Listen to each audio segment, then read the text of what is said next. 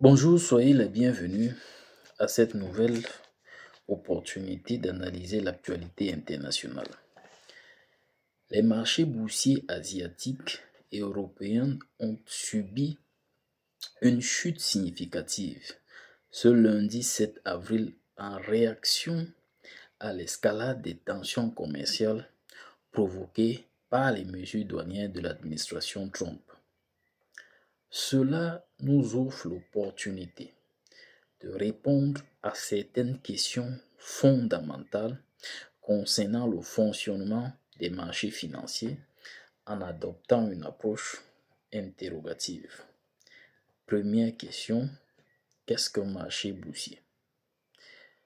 Ce que l'on désigne par bourse ou marché boursier correspond à des plateformes, qu'elles soient physiques ou numériques, où des acteurs économiques échangent des titres financiers tels que des actions. On peut les comparer à un vaste centre commercial où se négocient des actifs financiers permettant ainsi aux acheteurs et aux vendeurs d'interagir pour établir des prix. Ces plateformes, les marchés boursiers, jouent un rôle essentiel en facilitant les transactions et en encadrant les échanges afin de minimiser les risques associés. Ils sont cruciaux pour le bon fonctionnement des économies modernes en permettant la circulation des capitaux entre investisseurs et entreprises. Prenons l'exemple de la bourse de New York, souvent appelée Wall Street, qui est l'une des plus emblématiques. Elle se positionne comme le plus grand marché d'actions au monde, regroupant de nombreux titres d'entreprises américaines. Deuxième question, qu'est-ce que des titres cotés en bourse? Un titre est un actif financier qui représente une valeur économique. Lorsqu'un titre est inscrit sur une bourse, ce qui signifie qu'il peut être acheté ou vendu sur ce marché, on le qualifie de coté en bourse. Parmi les titres cotés, on distingue principalement les actions ordinaires, qui sont les titres les plus répandus sur le marché boursier. Elles confèrent généralement aux actionnaires des droits de vote, leur permettant d'influer sur des décisions des entreprises. Ensuite, nous avons les actions privilégiées. Ces titres combinent des caractéristiques des actions ordinaires et des obligations. Ils représentent d'une part une part de propriété dans une entreprise, tout en offrant un revenu régulier sous forme de dividendes. Contrairement aux actions ordinaires, elles offrent souvent une priorité en matière de distribution des bénéfices. Troisième question, qu'est-ce qui influence la fluctuation des cours des actions? Vous avez probablement entendu parler d'une action ayant gagné ou perdu de la valeur. Cela signifie tout simplement qu'à ce moment-là, le prix de cette action a soit augmenté, soit diminué. D'où l'expression fluctuation. Pour comprendre les variations de son cours, il est essentiel de se référer à un principe fondamental en économie, la loi de l'offre et de la demande. Les marchés boursiers ne font pas exception à cette règle. Voici comment cela fonctionne. Plus un titre est sollicité par les investisseurs, plus son prix a tendance à augmenter. Cela indique que les acteurs du marché croient au potentiel de rendement et de croissance de l'action ou de l'entreprise émettrice. En revanche, si un nombre croissant d'investisseurs cherchent à vendre un titre, sa valeur est susceptible de diminuer.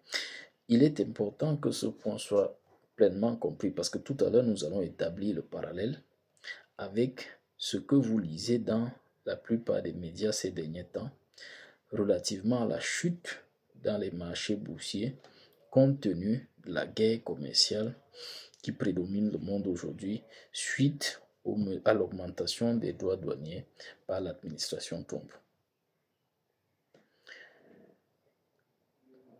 Prochaine question, pourquoi des individus investissent-ils dans des actions?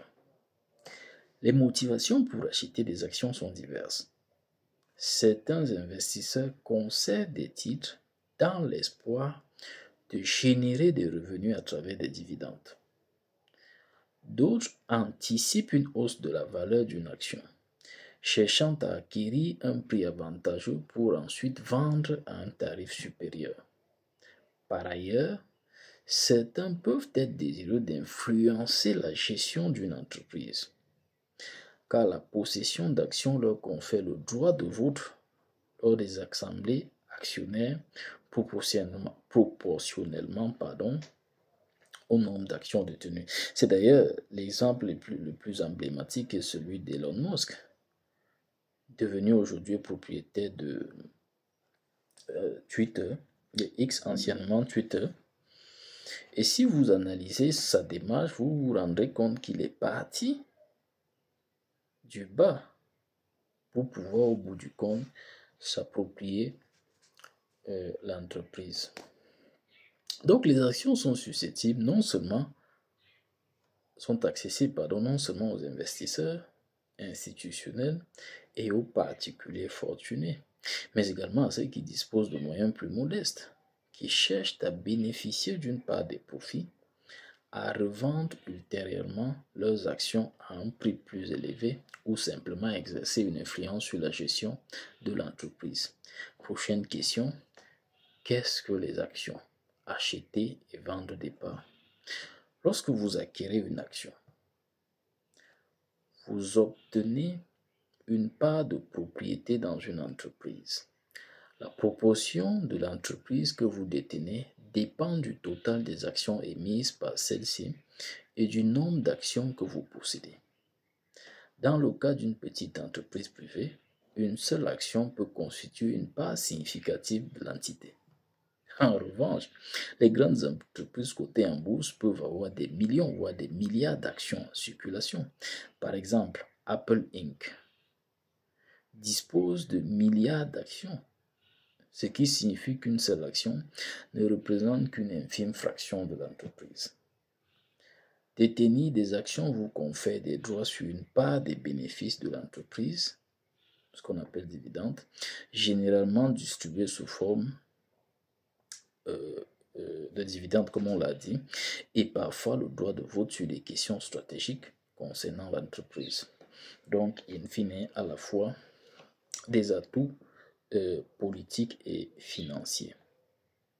Prochaine question, pourquoi les droits de douane de Trump ont-ils provoqué la chute des marchés boursiers? Vous voyez, il était nécessaire que nous puissions clarifier certaines définitions avant de conclure avec la question principale liée à l'actualité internationale. Pourquoi les droits de douane de Trump ont-ils provoqué la chute des marchés boursiers? Rappelons que lorsque le nombre de nombreux investisseurs cherchent à vendre des titres, leur valeur a tendance à diminuer. C'est exactement ce qui se passe dans les marchés boursiers du monde, en Europe et en Asie. La chute des marchés boursiers est alimentée par la volonté de nombreux détenteurs de titres de liquider leurs actifs en raison des incertitudes économiques générées par la conjoncture actuelle. Investir en bourse, ça il faut le savoir, c'est une base. Comporte des risques, car les cours des actions peuvent varier à la hausse comme à la baisse. Les indices boursiers affichent des pertes significatives.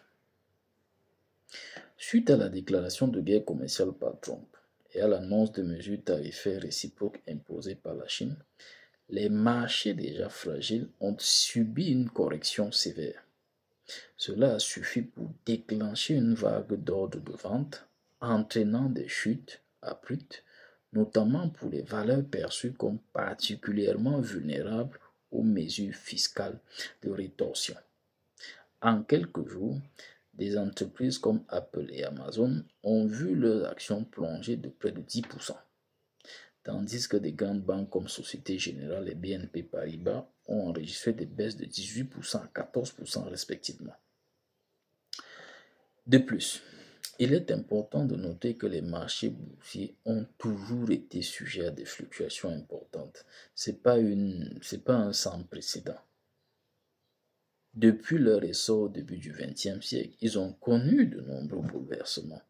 Le grand crash de 1929, qui est épilogué dans la plupart des médias, a laissé une empreinte indélébile sur l'histoire du capitalisme, avec une chute de 50% en quelques jours, entraînant la Grande Dépression des années 30.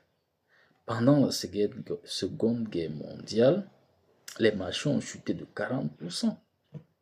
Dans les années 70, le premier choc pétrolier a provoqué une spirale baissière entraînant une baisse de 50%. La crise sanitaire toute récente a quant à elle provoqué un crash éclair lors des annonces de confinement. Mais malgré ces fluctuations régulières, les marchés boursiers ont une tendance à croître sur le long terme, une tendance haussière. Bien que la volatilité persistante puisse susciter des inquiétudes, mais elles sont légitimes. Seulement la tendance générale est haussière. Infiniment merci de nous avoir suivis. Nous vous implorons de demeurer en compagnie de nos analyses. Une fois de plus, merci et à très bientôt.